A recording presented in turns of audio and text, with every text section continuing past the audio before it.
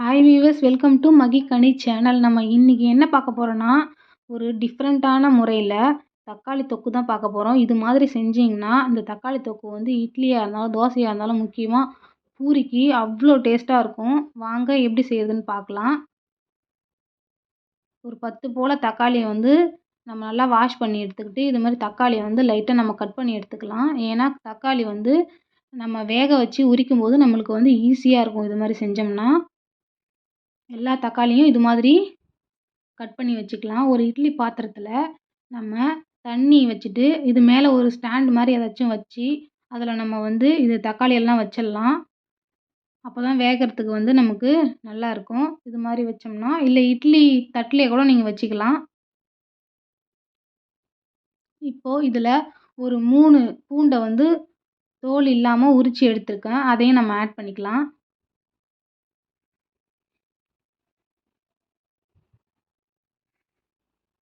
10 போல் வரமிளகாவும் add பண்ணிக்கலாம். இதை நம்ம மூடி போட்டு ஒரு 10 நிமிஷம் நம்ம அப்படியே நல்லா வேக விடலாம். அப்போ தான் நமக்கு நல்லா இது வந்து வேகும். 10 நிமிஷம் கழித்து நம்ம இதை ஓப்பன் பண்ணி பார்த்தோம்னா, நமக்கு வந்து ஒரு 80% நமக்கு வந்து நல்லா இது குக் ஆகிருக்கும். அதுவே நமக்கு போதும். இப்போது இதை வந்து நம்ம எடுத்து, இது தோல் இல்லாமல் எல்லாத்தையும் நம்ம உரிச்சிக்கலாம்.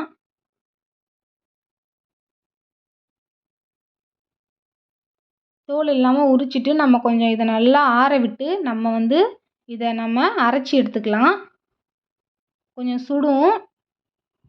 இது மாதிரி நம்ம தோல் இல்லாமல் எடுத்துட்டு இப்போ இது அரைச்சாச்சு.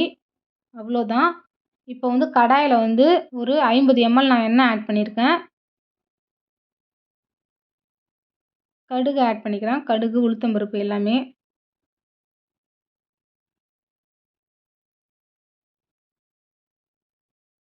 கருவேப்பிலை ஆட் பண்ணிக்கலாம். கருவேப்பிலை ஆட் பண்ணிவிட்டு அரைச்சி வச்சிருந்த விழுதை எல்லாமே ஆட் பண்ணிக்கலாம்.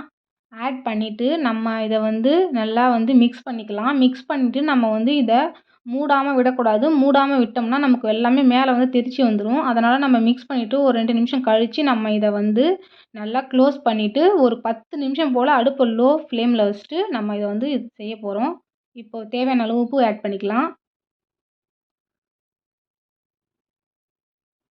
அடுப்பை வந்து லோ ஃப்ளேமில் வச்சுட்டு ஒரு 10 நிமிஷம் போல் நம்ம மூடி எடுத்துடலாம். இப்போ பாருங்கள், 10 நிமிஷம் கழித்து நமக்கு இந்த அளவுக்கு வந்திருக்கு. நம்ம இந்த ஸ்டேஜில் வந்தால் வெந்ததுன்னு அர்த்தம் இல்லை. நமக்கு வந்து எண்ணெய் பிரிஞ்சு வரணும். அந்த ஸ்டேஜ் வந்தால் தான் நமக்கு நல்லா வந்து இது ரெடி ஆகிருக்குதுன்னு அர்த்தம். இப்போ இதை நம்ம நல்லா அப்படியே மிக்ஸ் பண்ணி விட்டுக்கலாம். மிக்ஸ் பண்ணி விட்டுட்டு அடுப்பை லோ ஃப்ளேமில் வச்சுட்டு எண்ணெய் பிரிஞ்சு வர வரைக்கும் நம்ம மிக்ஸ் பண்ணலாம். அப்போ தான் இது வந்து நமக்கு ரெடி ஆகும். இப்போ பாருங்கள், எண்ணெய் பிரிஞ்சு வந்துடுச்சு. அவ்வளோதான், நமக்கு இது வந்து ரெடி ஆகிடுச்சு. இந்த மாதிரி நீங்கள் தக்காளி தொக்கு செஞ்சு பாருங்கள். செஞ்சு நம்ம ஃப்ரிட்ஜில் கூட ஒரு 10 நாளைக்கு வச்சுக்கலாம். வச்சு நம்ம வந்து இன்ஸ்டண்ட்டாக எடுத்து நம்ம யூஸ் பண்ணிக்கலாம். இது அவ்வளோதான், நமக்கு ரெடி ஆகிடுச்சு. இது வந்து பூரிக்கு ரொம்ப டேஸ்ட்டாக இருக்கும். தக்காளி தொக்கு வந்து இட்லி, தோசை, பூரி எல்லாத்துக்குமே நல்லாயிருக்கும். நீங்கள் வந்து இது மாதிரி டிஃப்ரெண்ட்டாக செஞ்சு பாருங்கள். இது வந்து நமக்கு ஃப்ரிட்ஜில் வச்சா கூட நமக்கு இது கெட்டு போகவே போகாது. நம்ம அந்த மாதிரி மெத்தடில் இதை செஞ்சுருக்கோம். அவ்வளோதான், நமக்கு சுவையான தக்காளி தொக்கு ரெடி ஆகிடுச்சு. இந்த மாதிரி ட்ரை பண்ணி பாருங்கள், சாப்பிட்டு பாருங்கள். என்னுடைய சேனலை வந்து இன்னும் சப்ஸ்கிரைப் பண்ணாதவங்கலாம் சப்ஸ்கிரைப் பண்ணுங்கள். என்னுடைய வீடியோ பிடிச்சிருந்தா லைக் பண்ணுங்கள், ஷேர் பண்ணுங்கள். முக்கியமாக சப்ஸ்கிரைப் பண்ணுங்கள். தேங்க்ஸ் ஃபார் வாட்சிங்.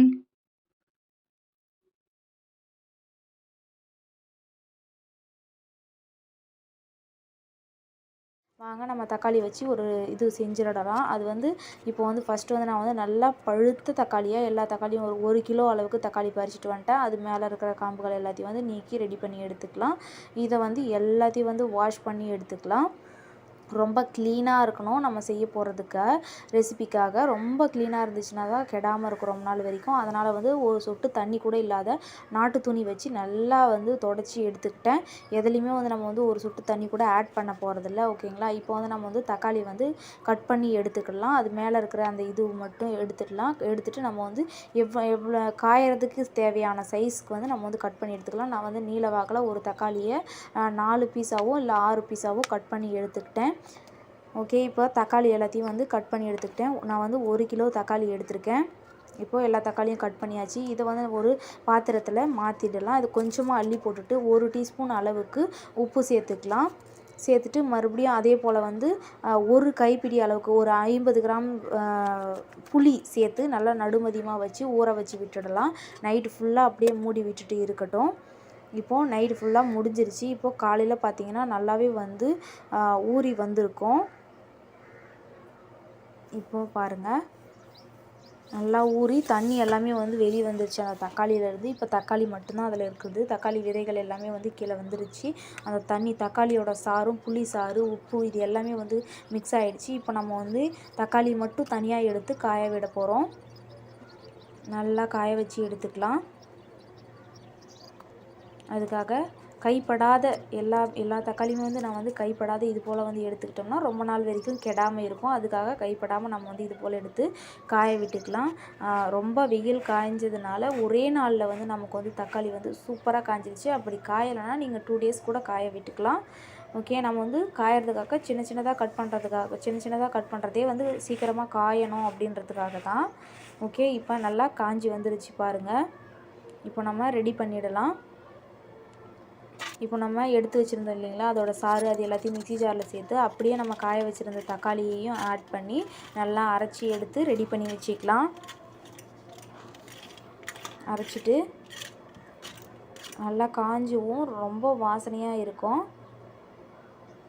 ஓகே, இதுக்கு தேவையான காரமெல்லாம் வந்து ரெடி பண்ணிடலாம் வாங்க. 1 டீஸ்பூன் வெந்தயம், 1 டீஸ்பூன் கடுகு, இது கூடவே வந்து 4 வரமிளகாய் எடுத்திருக்கேன். நல்லா கொஞ்சமாக வந்து வறுத்துக்கலாம். வாசனை வர அளவுக்கு வறுத்தா போதும். ரொம்ப வந்து வறுக்க விட வேணாம், தீய விட வேணாம். ஓகே, லைட்டாக லோ ஃப்ளேமில் வச்சுட்டு நம்ம வந்து நல்லா வறுத்தி எடுத்துக்கலாம். எடுத்துகிட்டு கொஞ்சம் நேரம் ஆற விட்டுட்டு மிக்ஸி ஜாரில் போட்டு அரைச்சி எடுத்துக்கலாம். இப்போது மறுபடியும் நம்ம கடாய் வச்சுக்கலாம். கடாயில் 100 மில்லி எண்ணெய் விட்டுக்கலாம். எண்ணெய் விட்டுட்டு கடுகு 1 டீஸ்பூன் சேர்த்துக்கலாம். 1 முழு பூண்டு சேர்த்துக்கலாம். கருவேப்பிலை ஒரு கைப்பிடி அளவுக்கு சேர்த்துக்கலாம். நல்லா அது வந்து பச்சை வாசனை போகிற அளவுக்கு நல்லா வதக்கி எடுத்துக்கலாம். அது கூடவே நம்ம அரைச்சி வச்சுருந்த மசாலாவை மிக்ஸ் பண்ணி பச்சை வாசனை போகிற அளவுக்கு நல்லா வதக்கிக்கலாம். அது கூட நம்ம வந்து அரைச்சி வச்சுருந்தோம் இல்லைங்களா தக்காளி, அதையும் நம்ம சேர்த்துக்கலாம். சேர்த்தாச்சு. நம்ம வந்து இது வந்து தண்ணி ஒரு சொட்டு கூட இது கூட வந்து ஆட் பண்ணல. 1 கிலோ தக்காளிக்கு 50 கிராம் வந்து புளி சேர்த்துக்கிட்டோம். ஓகேங்களா, புளி வந்து நம்ம வந்து சேர்த்துனா அதோட டேஸ்ட் வந்து சூப்பராக இருக்கும். நம்ம சாப்பிட்றதுக்கு நம்ம வந்து இட்லி, தோசை, சாதம் எல்லாத்துக்குமே வந்து எடுத்துக்கலாம் இந்த ஊறுகாய். இது வந்து தக்காளி ஊறுகாய் தாங்க நம்ம வந்து செஞ்சுருக்கோம். இவ்வளோ நேரம் வந்து ப்ரிப்பேர் பண்ணது தக்காளி ஊறுகாய்ங்க. இது வந்து 6 மாதத்துக்கு கெடாமல் அவ்வளோ ஒரு சூப்பராக இருக்கும். நம்ம வந்து யூஸ் பண்ணும்பொழுது நல்ல எண்ணெய் யூஸ் பண்ணோம்னா இன்னும் வந்து ரொம்ப சூப்பராக ஸ்பைஸியாக இருக்கும். சாப்பிட்றதுக்கும் நல்லா இருக்கும்.